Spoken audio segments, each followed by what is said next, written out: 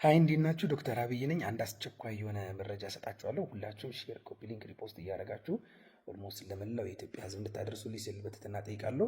የኢትዮጵያ ጤና ሚኒስቴር እንዲሁም ደግሞ የህብረተሰብ ጤና ኢንስቲትዩት አንድ ላይ ሆኖ የሰጡት መግለጫ አለ። በደቡብ ኢትዮጵያ ክልል ጂንካ ከተማ እስካሁን ድረስ አኪዩት ቫይራል ሄሞራጂክ ፊቨር የሚመስል ኦልሞስት በልየታ ደረጃ 8 ሰዎች የተገኘባቸው አንድ ችግር ተከስቷል በአካባቢው ወይም ደግሞ በመጠርጠር ደረጃ ላይ ይገኛል።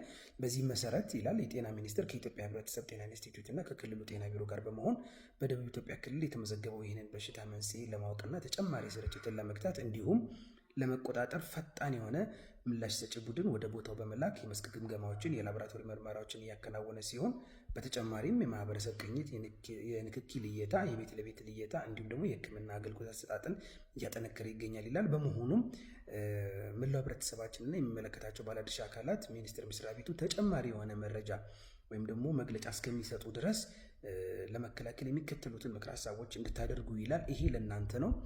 በአፍ በአፍንጫ እንዲሁም ደግሞ ሌሎች የሰውነት ክፍሎች የመድማት፣ ትኩሳት፣ ማስቀመጥና ማስመለስ የሚመስሉ ምልክቶች ካሉ ቶሎ ወደ ሕክምና ተቋማት መሄድ አለባችሁ። ምልክት ከታየበት ሰው ጋር ንክኪ ካለ ደግሞ ቶሎ ብሎ ራስን መጠበቅ ያስፈልጋል። አንድ ሳኒታይዘሮችን፣ የእጅ መታጠብ በሳሙና ማለት ነው፣ በደንብ ንጽህናን መጠበቅ አስፈላጊ ነው። ማንኛውም የሆነ ጤና ተቋም ደግሞ እንዲህ አይነት ችግሮችን በሚያይበት ጊዜ የልየታና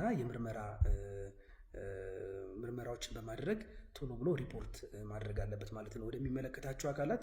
እናንተ ህብረተሰቡም ደግሞ ተጨማሪ ምልክቶችን በምታዩበት ጊዜ በ8335 እንዲሁም 952 ወይም 952 ነፃ ስልክ መስመሮች ናቸው፣ በመደወል ማሳወቅና ሪፖርት ማድረግ ያስፈልጋል።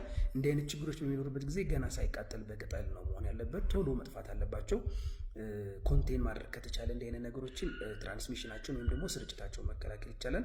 ተጨማሪ መረጃዎችን ደግሞ እዚሁ ከጤና ሚኒስቴር ኦፊሻል ፔጁ ላይ መከታተል ትችላላችሁ። እንዲሁም ደግሞ መግለጫው ራሱ ይሰጣል ብዬ አስባለሁ። ይሄ ችግር በጣም አደገኛና ገዳይ ሊሆን የሚችልበትም እድል አለ፣ አኪዩት ቫይራል ሄሞራጂክ ፊቨር ማለት ነው። እና ፕሊዝ ጥንቃቄ እናደርግ ማለት ፈልጋለሁ። አመሰግናለሁ። ዶክተር አብይ ነኝ፣ አንገት በላይ ቀዶ ሕክምና ስፔሻሊስት ሐኪም። ደህና እደሩ።